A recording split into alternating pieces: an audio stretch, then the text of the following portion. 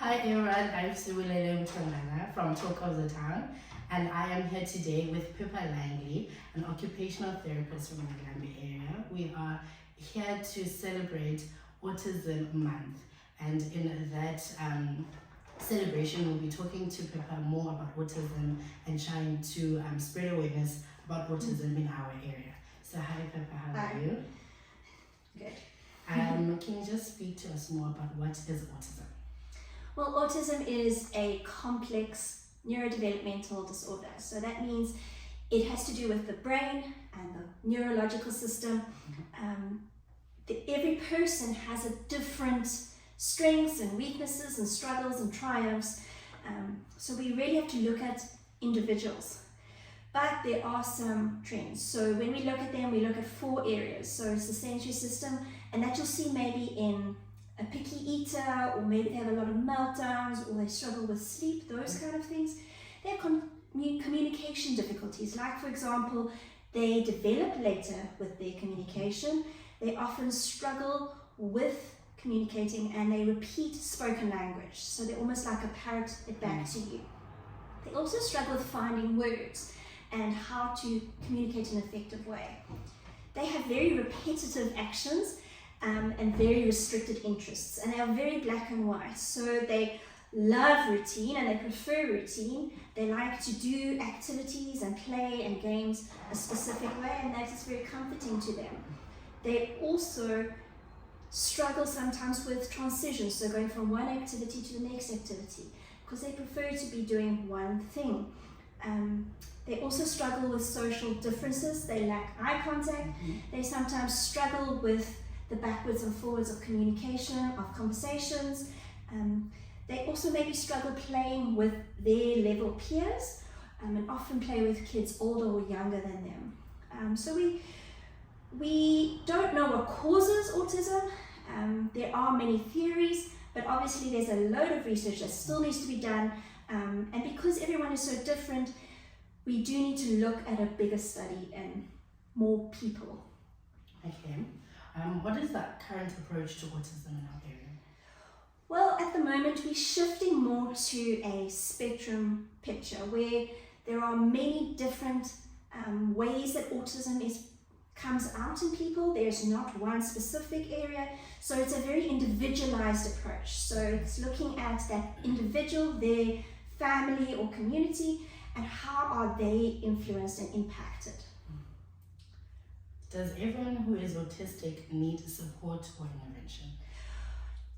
No, because it's very individualized. Like I said, some people will need more help. For example, if they're having more meltdowns or struggling with sensory information, then they might go to an occupational therapist.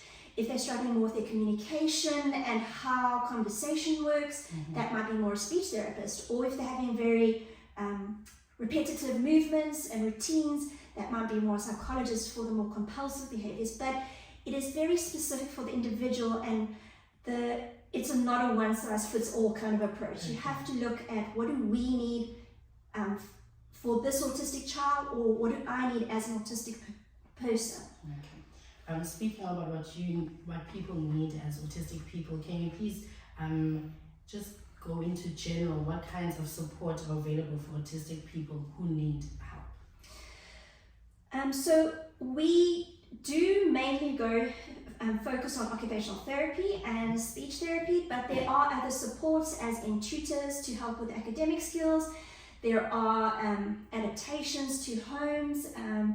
There's also social media. There's loads of opportunities, but I would just like to focus that whatever you're looking at, some things that we just need to make sure that are in place. For example, whoever you go to must respect you as a person with autism or your child with autism and treat you with dignity. They must allow you to make choices for or against whatever therapy you are choosing, because obviously you do have a say. They must respect your sensory differences.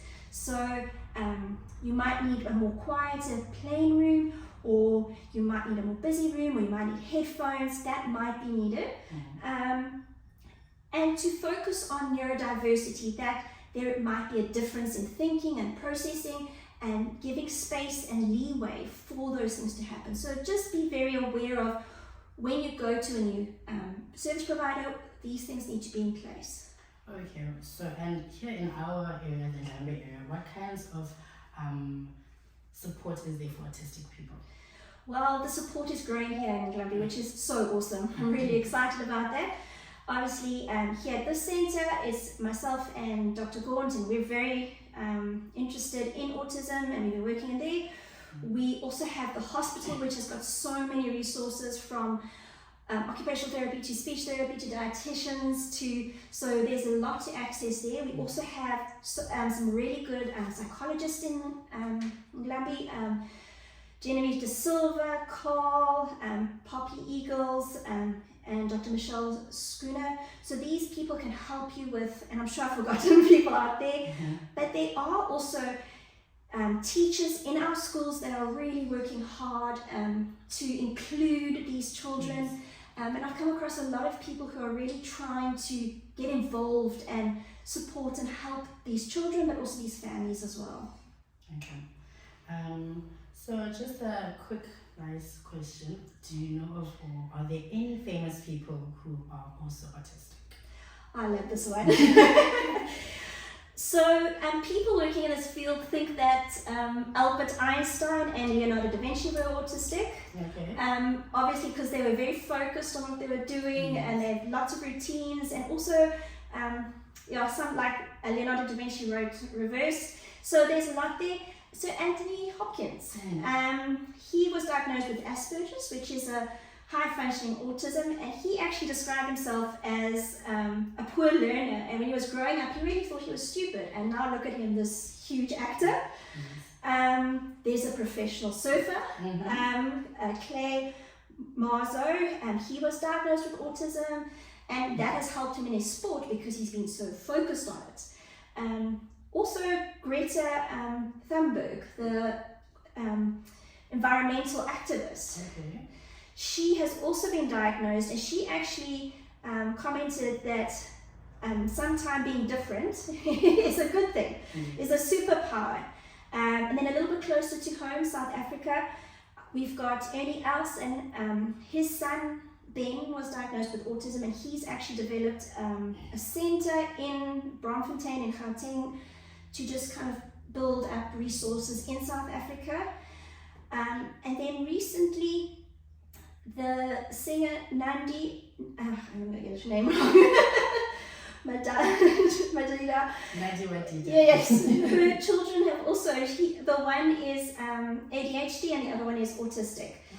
So she's also been very vocal about how her experiences of confusion and just the pressure and the weight of trying to raise a child with autism as well. So it's across everywhere. Yes. And our last question also is a nice fun question. Why do we need autistic people? Oh, they are awesome. So they are so needed in this environment because they are so good at things like they have such good attention to details. So they can focus, like hyper focus on things and figure out patterns and how things work. They also have an amazing memory and recall. And they can remember specific details of what happened where and when. They have out-of-the-box thinking, which is fantastic. They are very aware of their environment, so they have this like heightened awareness, which opens up your awareness to things like beauty and patterns in nature and how things are working and how things are changing. They are very creative, and they are really passionate about their interests. These things are so important to them. They are very empathetic and compassionate in their way. And when an autistic person it's just genuine. It's black and white. You know where you stand. It's awesome. It's fantastic. And they have a very clear sense of justice and equality. This is right, this is wrong. And I think in this world, we do need those kind of brains and those people that are thinking in that way. Okay. Thank you very much, Pippa, for joining us on our videocast, speaking more about autism and informing the people of Njambe, parents and children, maybe the people that have autistic backgrounds in their families, and just so people can break stereotypes of Absolutely. autism in the country and in our environment. Thank you very much for having Thank you.